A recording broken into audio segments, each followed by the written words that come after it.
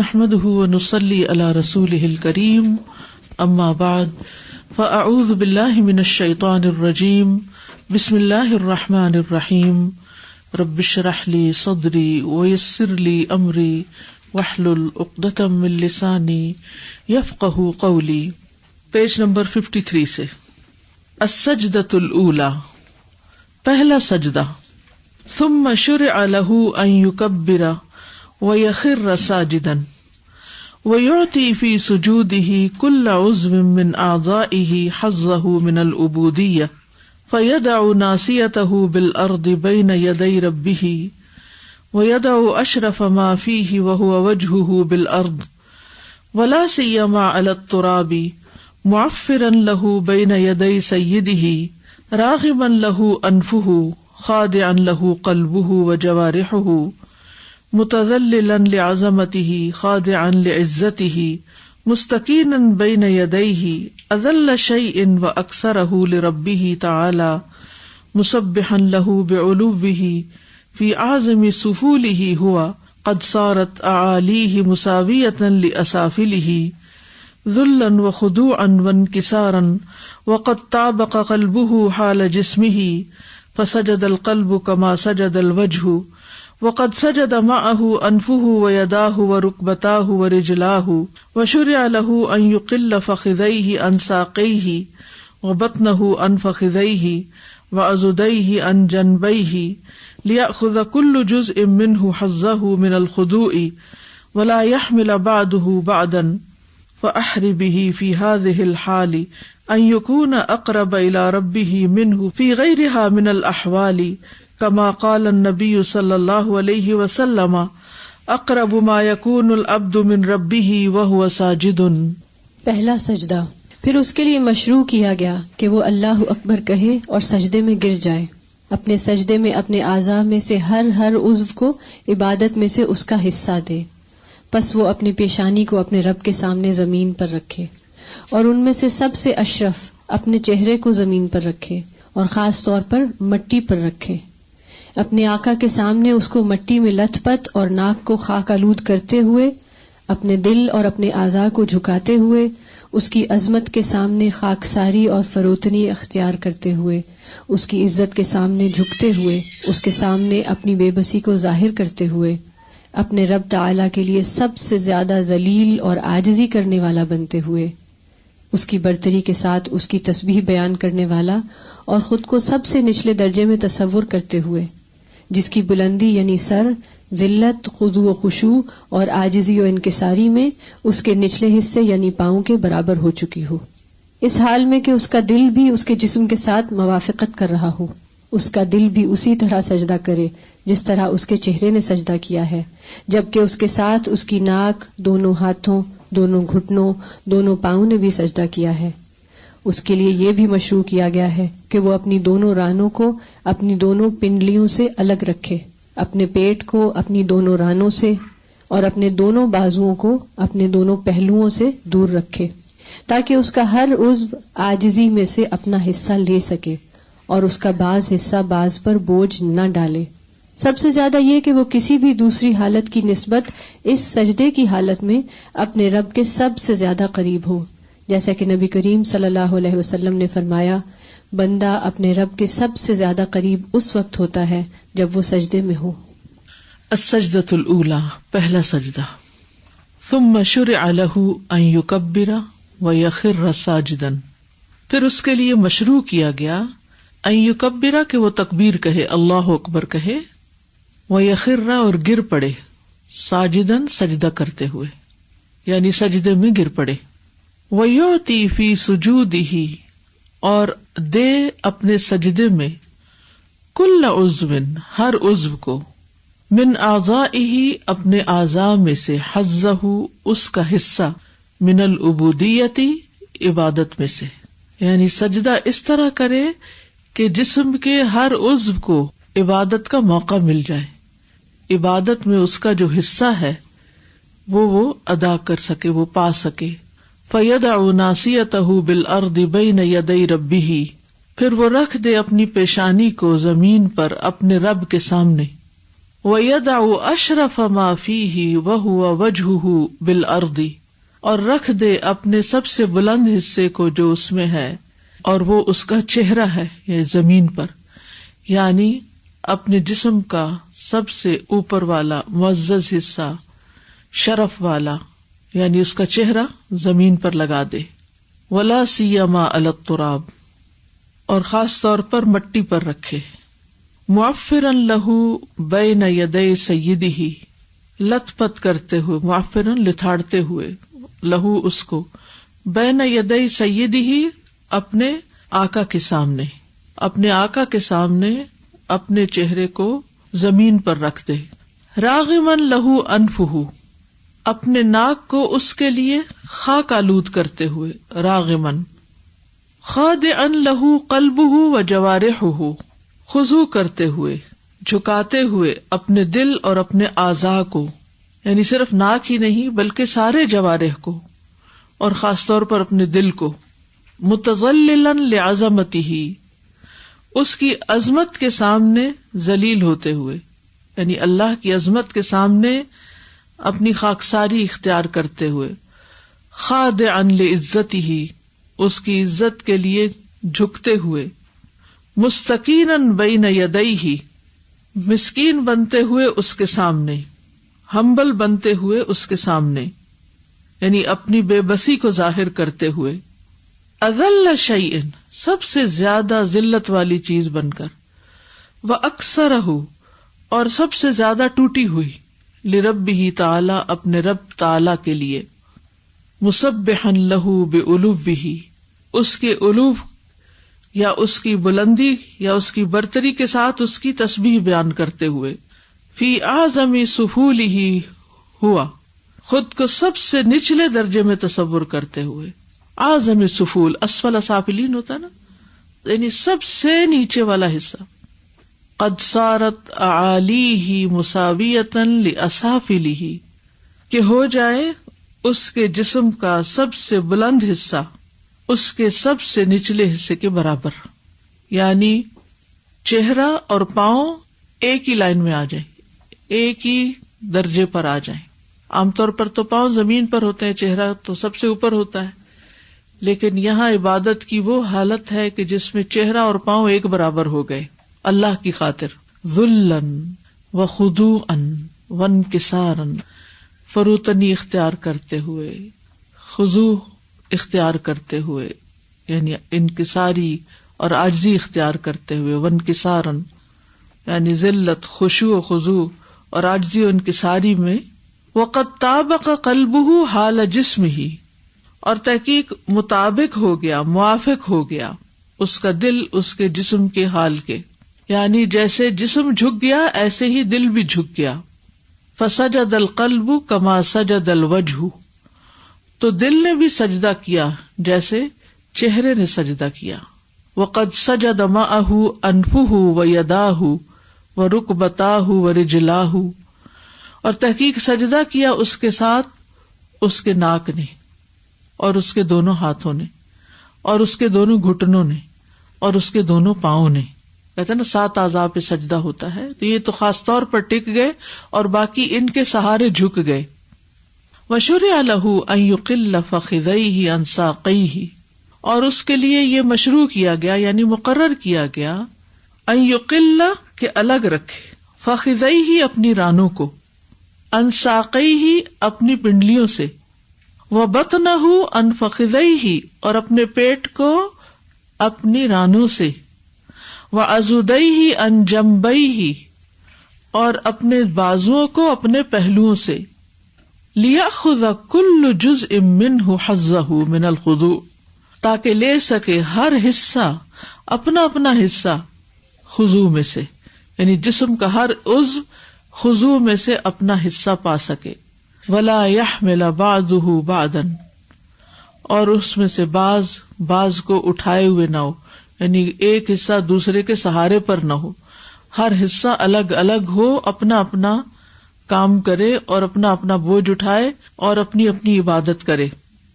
فأحر بہ، تو زیادہ لائق ہے اس کے، فی ہذہ الحال، اس حالت میں، ان یکون اقرب الی ربہ، کہ وہ ہو قریب ترین اپنے رب کے، منہ اس سے، فی غیرہا من الاحوال، دیگر احوال کی بنسبت، کما قال النبی صلی اللہ علیہ وسلم، جیسا کہ نبی صلی اللہ علیہ وسلم نے فرمایا، اقرب ما یکون العبد من ربہ وہو ساجد، کہ سب سے زیادہ قریب جو ہوتا ہے بندہ اپنے رب کے، وہ اس حال میں کہ وہ سجدہ کر رہا ہوتا ہے. سجدے کی حالت میں بندہ اپنے رب کے سب سے زیادہ قریب ہوتا ہے. تو یہاں سجدے کا طریقہ بھی بتا دیا گیا اور اس کا پورا کانسیپٹ بھی واضح کر دیا گیا. یعنی طریقے میں جو خاص بات ہے وہ کیا ہے کہ ہر عضو سجدہ کرے، ہر عضو الگ الگ اپنا بوجھ اٹھائے اور ایک دوسرے سے الگ ہو، ایک کو دوسرے کا سہارا نہ ہو، یعنی آرام نہ ہو اس میں.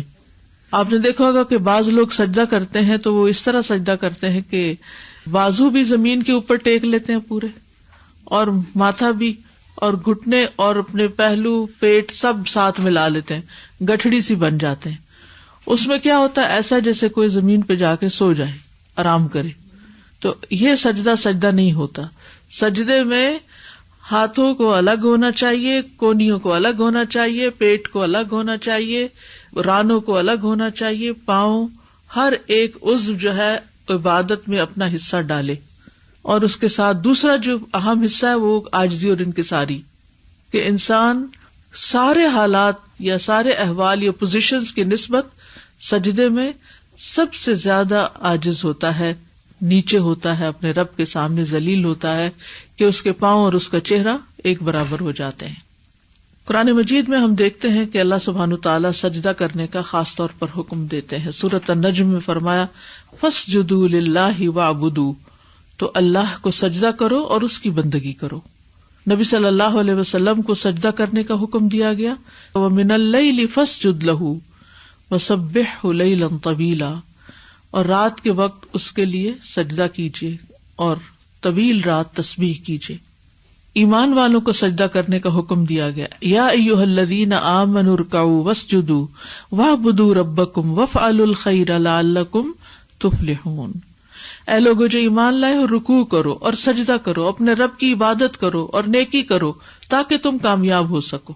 تو سجدہ کامیابی کے لیے بڑا ضروری ہے، کامیابی کی علامت ہے. اسی لیے نبی صلی اللہ علیہ وسلم کو جب کوئی پریشانی ہوتی تھی تو سب سے پہلے نماز کی طرف جاتے تھے، سجدے کی طرف جاتے تھے. سجدہ اللہ سبحانہ تعالیٰ کا حق ہے. اللہ کے سوا کسی کو سجدہ نہیں کیا جا سکتا. رسول اللہ صلی اللہ علیہ وسلم نے فرمایا کسی انسان کے لیے دوسرے انسان کو سجدہ کرنا درست نہیں. اگر کسی انسان کے لیے دوسرے انسان کو سجدہ کرنا درست ہوتا تو میں عورت کو حکم دیتا وہ اپنے شوہر کو سجدہ کرے، اس کا اس پر بڑا حق ہونے کی وجہ سے. پھر آپ دیکھیے کہ کائنات کی ہر چیز اللہ کے آگے جھکی ہوئی ہے. آسمان و زمین میں تمام چیزیں جو موجود ہیں وہ اللہ کو سجدہ کر رہی ہیں. سورۃ الحج میں آتا ہے الم تر ان اللہ یسجد لہ من فی السماوات ومن فی الارض والشمس والقمر والنجوم والجبال والشجر والدواب وکثیر من الناس وکثیر حق علیہ العذاب ومن یہن اللہ فما لہ من مکرم ان اللہ یفعل ما یشاء. کیا تم نے دیکھا نہیں کہ بے شک اللہ اسی کے لیے سجدہ کرتے ہیں جو کوئی آسمانوں میں ہے اور زمین میں ہے، اور سورج اور چاند اور ستارے اور پہاڑ اور درخت اور چوپائے اور بہت سے لوگ، اور بہت سے وہ ہیں جن پر عذاب ثابت ہو چکا ہے. اور جسے اللہ ذلیل کر دے پھر اسے کوئی عزت دینے والا نہیں. بے شک اللہ کرتا ہے جو وہ چاہتا ہے. فرشتے بھی سجدہ کر رہے ہیں. ان الذین عند ربک لا یستکبرون عن عبادتی ویسبحونہ ولہ یسجدون. بے شک جو لوگ تمہارے رب کے پاس ہیں وہ اس کی عبادت سے تکبر نہیں کرتے، اس کی تسبیح کرتے ہیں اور اسی کو سجدہ کرتے ہیں. رسول اللہ صلی اللہ علیہ وسلم نے فرمایا آسمان چرچراتا ہے اور اس کا حق ہے کہ وہ چرچرائے. چرچرانا ہوتا ہے جب کسی چیز پہ بہت بوجھ ڈالا جائے. تو اس ذات کی قسم جس کے ہاتھ میں محمد صلی اللہ علیہ وسلم کی جان ہے، وہاں تو ایک بالشت کے برابر بھی ایسی جگہ نہیں جہاں کوئی فرشتہ سجدے میں اپنی پیشانی رکھے اللہ کی حمد کے ساتھ اس کی تسبیح نہ کر رہا ہو. سورج بھی اپنے رب کو ہر روز سجدہ کرتا ہے، پودے اور درخت سجدہ کرتے ہیں. والنجم والشجر یسجدان، سائے بھی سجدہ کرتے ہیں.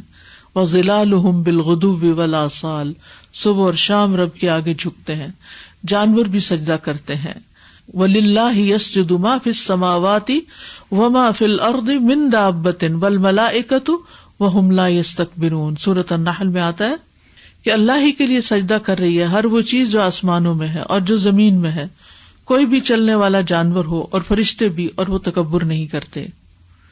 رحمان کے بندوں کی صفت یہی ہے، والذین یبیتون لربہم سجدا وقیاما، ان کے چہروں پر سجدے کے آثار ہوتے ہیں.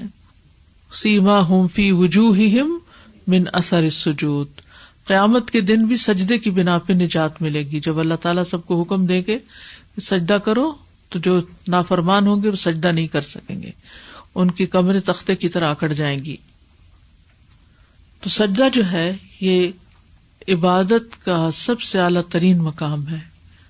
اللہ سب سے بڑا اور بندہ سب سے چھوٹا، پوری کائنات اس کے آگے جھکی ہوئی ہے. بندے کے لیے بھی حق یہی ہے کہ وہ اپنے رب کے سامنے جھک جائے، اور یہ اللہ کے نزدیک پسندیدہ ترین عمل ہے. سجدہ قربت کا ذریعہ ہے.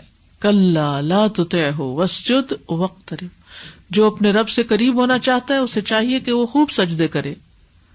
ایک سجدے کا اجر، ایک نیکی کا ملنا، ایک گناہ کا معاف ہونا اور ایک درجے کا بلند ہونا ہے. ایک زمانہ ایسا آئے گا جس میں ایک سجدہ دنیا و ما فیہا سے بہتر ہوگا.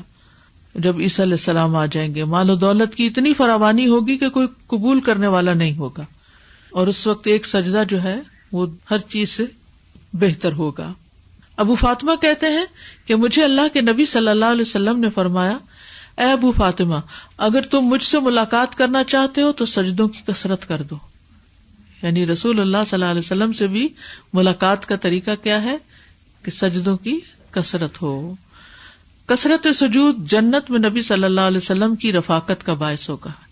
یعنی آپ نبی صلی اللہ علیہ وسلم کے ساتھ ہوں گے اگر آپ سجدوں کی کثرت کریں گے. سجدے کی وجہ سے پیشانیاں چمک رہی ہوں گی، اور اس چمک کی وجہ سے نبی صلی اللہ علیہ وسلم اپنی امت کو پہچانیں گے. آپ نے فرمایا، اس دن میرے امتیوں کی پیشانیاں سجدوں کی وجہ سے روشن ہوں گی. یعنی دور سے پہچان لیے جائیں گے کہ یہ امت محمد صلی اللہ علیہ وسلم ہے، اور وضو سے ان کے اعضاء چمک رہے ہوں گے. سجدے کی جگہوں پر آگ حرام ہوگی. سجدہ 7 اعضاء پر کرنا چاہیے. ہمیں حکم دیا گیا کہ ہم 7 ہڈیوں پہ سجدہ کریں. رسول اللہ صلی اللہ علیہ وسلم نے فرمایا، جب کوئی بندہ سجدہ کرتا ہے تو اس کے ساتھ 7 اعضاء بھی سجدہ کرتے ہیں، اس کا چہرہ، اس کے دونوں ہاتھ، اس کے دونوں گھٹنے اور اس کے دونوں قدم. اب چہرے میں پیشانی اور ناک، سب کو، پورے چہرے کو ایک چیز قرار دیا گیا.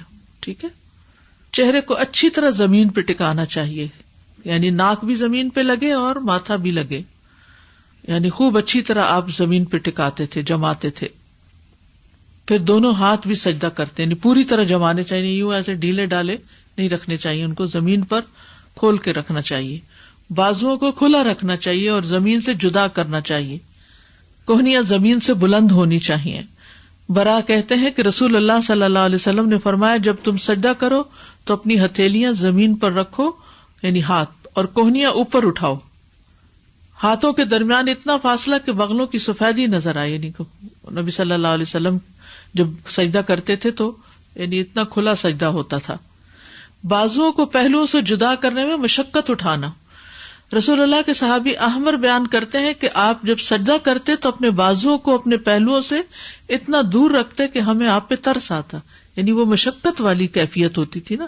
جب سب جڑ جڑا کے آپ سجدہ کرتے ہیں تو ایک جسم کا حصہ دوسرے کو سہارا دے رہا ہوتا ہے اور اس میں بڑا سکون ہوتا ہے، آرام ہوتا ہے. اور جب آپ کھولتے ہیں تو مشقت ہوتی ہے.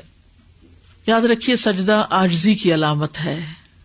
اور زمین پہ سجدہ کرنا، نبی صلی اللہ علیہ وسلم زمین پہ سجدہ کرتے تھے، مٹی لگتی تھی، اور اگر بہت سخت گرم پتھر ہوتے تھے تو کپڑا ڈال لیتے تھے. لیکن ہمارا کانسیپٹ بالکل الٹ ہے. ہمارا کیا ہے کہ جائے نماز کے بغیر نماز نہیں ہوتی. حالانکہ افضل یہی ہے کہ جائے نماز پر بھی پڑھ رہے تو تھوڑا آگے نیچے والے حصے پر، فرش پر سر ٹکے. مٹی اور پانی والی زمین پہ سجدہ کرنا. نبی صلی اللہ علیہ وسلم نے جب 21ویں رات کو سجدہ کیا، بارش ہوئی ہوئی تھی تو آپ کے ماتھے اور ہاتھوں پر مٹی لگی ہوئی تھی. یہ اس کا مطلب نہیں کہ جائے نماز یا مصلی پہ نماز ہوتی نہیں، ہو جاتی ہے، آپ صلی اللہ علیہ وسلم کھجور کے پتوں کے چھوٹے سے مصلے پر نماز پڑھ لیا کرتے تھے۔ لکڑی یا تکیے وغیرہ پہ سجدے کی ممانعت ہے، ٹھیک ہے، تکیے پہ نہیں سجدہ کرنا چاہیے۔ بعض اوقات لوگ ٹیبل کے اوپر جو بیٹھ کے نماز پڑھتے ہیں ٹیبل پہ سجدہ کرتے ہیں تو وہ بھی ٹھیک نہیں۔ اگر آپ کو بیٹھ کے نماز پڑھنی ہے تو اشارے سے سجدہ کیجیے، لیکن کسی ٹیبل پر سجدہ نہیں کیجیے، لکڑی پہ کرنے کی ممانعت ہے۔ اس کے بارے میں حدیث ہے، رسول اللہ صلی اللہ علیہ وسلم اپنے اصحاب میں سے ایک بیمار آدمی کی عیادت کرنے کے لیے نکلے تو ابن عمر کہتے ہیں میں بھی آپ کے ساتھ تھا۔ جب آپ اس کے پاس گئے تو کیا دیکھتے ہیں وہ ایک لکڑی پہ نماز پڑھ رہا ہے اور سجدہ کرتے وقت اپنی پیشانی اس پہ ٹیکتا ہے۔ آپ نے اس کی طرف اشارہ کیا تو اس نے لکڑی کو پھینک دیا اور تکیہ پکڑ لیا۔ رسول اللہ صلی اللہ علیہ وسلم نے فرمایا اس کو ہٹا دو، یعنی تکیے کو، اگر تمہیں زمین پہ سجدہ کرنے کی طاقت ہے تو ٹھیک، ورنہ اشارے سے نماز پڑھو اور اپنے سجدوں کے لیے اپنے رکوع کی نسبت زیادہ جھکو۔ بس فرق کیا ہے، رکوع میں ذرا کم اور سجدے میں زیادہ جھکا جائے گا، لیکن کسی چیز پر۔ اچھا، بعض لوگ ہاتھ بھی اٹھا کے ہوا میں لہرا رہے ہوتے ہیں تو نہیں، ہاتھ گھٹنوں پر ہی رہیں گے، ٹھیک ہے، تھوڑا سا آگے پیچھے ہو جائیں گے لیکن گھٹنوں پر ہی رکھ کے اشارے سے سجدہ کیا جائے گا۔ السلام علیکم۔ آپ نے بولا لکڑی یا تکیے پر سجدہ نہ کریں، تو لکڑی کے جو تخت ہوتے ہیں نماز کے لیے ان پہ کر سکتے ہیں؟ بہتر تو یہی ہے کہ نہ کیا جائے، لیکن یہ ہے کہ اگر وہ سارے اسٹریٹ ایک جیسے ہیں، زمین کے برابر کر دیے اس کو، یعنی برابر سے مراد یہ کہ ایک طرح سے وہ اپنے فرش بنا لیا ان کو، لکڑی کا فرش ہے، جیسے آپ دیکھیں اب یہاں تو سب فرش لکڑی کے ہی ہوتے ہیں، ٹائلیں تو کم ہی ہوتی ہیں، تو اس صورت میں بھی کیا جا سکتا ہے۔ یہاں کیا تھا، یعنی وہ پہلے شاید بیٹھ کے پڑھ رہا تھا، نیچے زمین تک جا نہیں سکتا تھا، تو اس نے لکڑی کو رکھ کے تو اس پر اونچا کر کے اس کے اوپر سر رکھا۔ جیسے ہم بہت جگہوں پر پاکستان میں مسجدوں میں اب ایسی کرسیاں رکھی ہوئی کہ جس کے آگے چھوٹا سا جیسے ڈیسک کی طرح کا ٹیبل بنا ہوا ہوتا ہے، تو یہ چیز منع ہے۔ تو ووڈن فلور وغیرہ جو ہے وہ ٹھیک ہے؟ ووڈن فلور ٹھیک ہے، ووڈن تخت پوش ٹھیک ہے جی۔ اور مجھے آج ہمیشہ میں یہ سوچتی تھی کہ یہ جیسے ہم سجدہ اوپن کر کے کرتے ہیں تو یہ ہم کیوں کرتے ہیں؟ تو کبھی میں یوں کر لیتی تھی، میرے پاس کوئی نہیں، تو آج مجھے اتنا اچھا لگا کہ جب انہوں نے بولا کہ ایک عضو دوسرے پہ وزن نہ ڈالے اور وہ اپنا حصہ عبادت کے اندر ڈالے، بالکل، تو یہ مجھے بہت ہی خوبصورت لگا کہ اس سے مجھے اور زیادہ تقویت ملی۔ یہ ہمیشہ کہتی تھی اچھا یوں کیوں کرنا ہے اور یوں کیوں کرنا ہے، کبھی یوں کر لیتی تھی کبھی یوں، تو الحمدللہ یہ مجھے آج ان کا پوائنٹ بہت۔ اس لیے عبادت کی تفاصیل جاننا ضروری ہے۔ جی السلام علیکم استاد۔ وعلیکم السلام۔ استاد کبھی جیسے ہم صف میں کھڑے ہوتے ہیں تو بہت زیادہ جڑ کے کھڑے ہوتے ہیں، تو بازو جب سجدے میں جائیں نا تو بالکل ایسے نہیں ہوتے، تھوڑے سے ٹائٹ ہی ہوتے کم ہیں۔ ہوتے ہیں، کوئی حرج نہیں، جتنی جگہ ہو اس کے مطابق انسان کرتا ہے، لیکن اکیلے جب پڑھ رہا ہو تو پوری طرح حق ادا کر کے پڑھے۔ السلام علیکم۔ وعلیکم السلام۔ جی اساتذہ، میں نے سنا ہے کہ عورتوں کے لیے ذرا سمٹ کے نماز پڑھنی چاہیے اور مردوں کو کھول کے پڑھنی چاہیے، کیا اس میں یہ علماء نے خود سے کہا ہے، کسی صحیح حدیث میں کوئی ایسا حکم ہے نہیں۔ میں نے اس پہ کافی تحقیق کی ہے، نبی صلی اللہ علیہ وسلم سے کوئی صحیح حدیث ثابت نہیں جس میں عورت کو کہیں فرق بتایا گیا ہو۔ ہاں، عورت کا ستر جو ہے وہ مرد کے مقابلے میں زیادہ ہے، کہ بال نظر نہ آئے، گردن نظر نہ آئے، کان نظر نہ آئے، بازو نظر نہ آئے، اسی طرح ٹخنے وغیرہ ننگے نہ ہوں، سی تھرو کپڑے نہ ہوں۔ یہ تو عورت کو پابندی کرنی ہوگی نماز کے لیے، لیکن پوزیشن میں فرق نہیں بتایا گیا۔ ہاں یہ ہے کہ اس کے گھر کے اندر والے حصے میں نماز زیادہ افضل ہے بنسبت صحن میں نماز پڑھنے کے، تاکہ اگر وہ اونچا اٹھ کے پڑھ بھی رہی ہے تو خواہ کسی کی نظر نہ پڑے اس پر۔ اور دوسرا ہاتھ باندھنے کا طریقہ جو عورتوں اور مردوں میں فرق ہے، ایسا کوئی فرق بتایا نہیں گیا۔ السلام علیکم سازا، یہاں ایسا لگتا ہے کہ جیسے اللہ سبحانہ و تعالیٰ جیسے ماں باپ اپنے بچوں کو انڈیپینڈنٹ کرنا چاہتے ہوتے ہیں، تو ہر اعضاء کو اپنی انڈیپینڈنسی دی ہے اور خود اپنی طریقے سے کام کرنے کا کہا ہے کہ کوئی کسی پہ آسرا نہ رکھے یا زور نہ دے، وزن نہ دے۔ جیسے بوجھ ڈال دیتے ہیں کہ اچھا ایک ہی بیٹا کما رہا ہے تو سارے لوگ کھا رہے ہیں، تو یعنی ایک تو یہ چیز نظر آتی ہے یہاں پر۔ بیسیکلی اللہ سبحانہ و تعالیٰ نے تو بس ایک سجدے کا طریقہ بتا دیا، لیکن ہمارے ہر عبادت کے اندر ایک حکمت ہے کہ ہر شخص اپنا بوجھ دنیا میں بھی خود اٹھائے، کیونکہ قیامت کے دن اسے خود اپنا جواب ہر ایک کو اپنا بوجھ خود اٹھانا ہوگا۔ لا تزر وازرۃ وزر اخری۔ اور سازا پھر یہاں پہ ایک اور چیز مجھے بہت بار بار دماغ میں وہ شعر آ رہا تھا. آئی مین جس طرح سے یہ بتا رہے ہیں کہ جو آپ کا اشرف چہرہ جو ہے اوپر ہے اور پاؤں نیچے ہیں, تو وہاں پہ جیسے وہ شعر تھا کہ ایک ہی صف میں کھڑے ہو گئے محمود و ایاز, نہ کوئی بندہ رہا نہ کوئی بندہ نواز, یعنی سب کچھ کو ایک ہی جگہ لے کر آ گئے اور کوئی ڈسکریمنیشن نہیں کی اس میں. جی السلام علیکم استاذہ, میں بھی بالکل یہی بات سوچ رہی تھی کہ ہم کسی بھی پوزیشن میں ہوں, خواہ ہم کسی طرح بھی کھڑے ہوں یا کہیں بیٹھے ہوئے بھی ہوں کسی بھی پوزیشن میں, یا ایون لیٹے ہوئے بھی ہوں, تو ہمارا چہرہ ہمیشہ بلند ہی رہتا ہے. کبھی وہ پیروں کی پوزیشن میں آ ہی نہیں سکتا سوائے اس ایک پوزیشن کے, اس کے قریب نہیں آتا, اس کے قریب نہیں آ سکتا, اور وہ بھی اگر ہم اس مسنون طریقے پہ سجدہ کریں تب, ورنہ اگر خود کو سمٹا کے سجدہ کریں گے تو پیر تو ایک طرف نکل گئے اور چہرہ پھر بھی جو ہے وہ الگ سائڈ پہ ہی رہا. اس طریقے پہ کرنے سے ہی وہ ایک لیول کے اوپر آتا ہے. بالکل. سازا السلام علیکم. اس میں جو وہی بات کنٹینیو ہے جو یہ سب لوگوں نے بتائی ہے, جو رائٹر اس میں لکھتے ہیں کہ حق تلفی نہ ہو, تو وہ بہت دل کو لگی کہ اعضا کی حق تلفی نہ ہو. اور اس میں یہ مقصد بھی نظر آتا ہے کہ جب سارے اعضا کو اپنا اپنا کام سونپ دیا گیا ہے, بتا دیا گیا ہے کیا کیا مشروع ہے, تو اس کی وجہ سے ہوش آواز بہت قائم رہیں گے. سب چیزیں الگ ہیں اور اس سے ہم سجدہ کر رہے ہیں, تو اس میں 7 اعضا کا انہوں نے باقاعدگی سے تفصیل سے بتا دیا ہے. اور اسی میں پھر تو دل کا سجدہ جو ہے وہ ہوش حواسی میں ہو سکتا ہے, ورنہ دل تو ویسے ہی دل کہیں اور ہو اور جسم جھکا ہوا ہو تو ہاں وہ تو ویسے ہی طاق میں رہتا ہے یا ڈھونڈتا ہے ایسے بہانے کے کچھ آرام ملے. تو اس لیے بھی ایسا لگتا ہے کہ حق تلفی نہ ہو. یہ بہت زیادہ دل کو لگی بات کہ کسی اعضا کی حق تلفی نہ ہو, ہر اس کو اس کا حصہ مل جائے, عبادت کا حق مل جائے. السلام علیکم استاذہ, کلیریفائی کرنا ہے کہ سطر میں جیسے ایک مسجد ان پرٹیکولر وہ اتنا ڈانٹتی ہیں کہ ساکس نہ پہنے ہو. افضل تو یہی ہے کہ پاؤں ننگے نہ ہوں, افضل یہی ہے. جی جزاک اللہ خیر. السلام علیکم. This whole conversation about the head should be muddled to the ground, or the head should be touching the ground, and the heart should be prostrating as a result of it. It made me think about this new environmental medicine which is called earthing, and they ask you the human body should be connected to the earth. So in the 19th century, there was a back to the nature movement that started in Germany. In 1920s, there was a German doctor who told his patients to not only just walk barefoot on earth, but to sleep on earth. So their head was connected to the earth. And he said that this would replenish your body's electron supply. And this helps in disease prevention. It's basically a clinical therapy for your mood, for your immune system, for your overall well-being of the body from head to toe. And this is what we're asked to do, mashallah. 5 times a day.